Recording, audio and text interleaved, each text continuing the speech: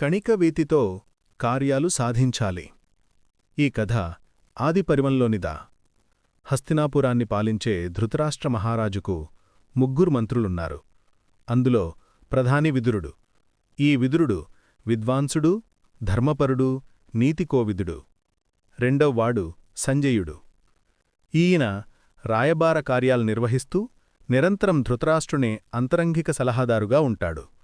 మూడోవాడు కణికుడు. ఈ కణికుడు కూటనీతి కుశలుడు.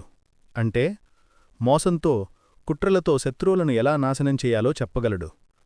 అటువంటి కుటిలనీతి వరుడైన కణికుడు తన మహారాజుకు చెప్పిన కథ మీరు చదవబోతున్నారు.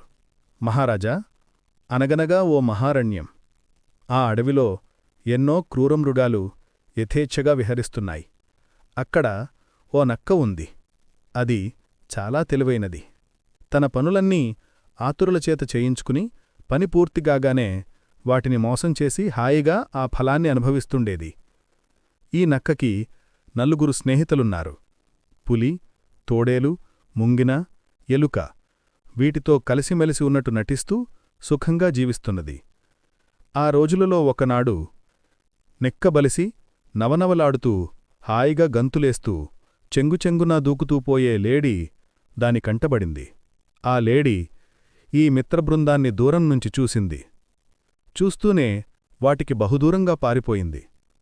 దాన్ని తినాలని నక్కకు కోవిక కలిగింది. ఎంత ప్రయత్నించినా దాన్ని పట్టడం సాధ్యం కావడంలేదు. బాగా ఆలోచించింది నక్క.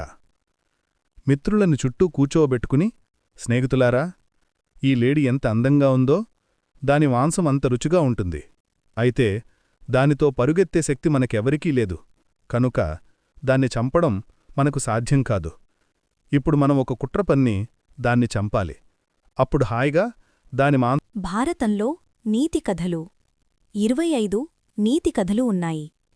మీకు ఈ కథలు కావాలి అనుకుంటే కామెంట్ చేయండి.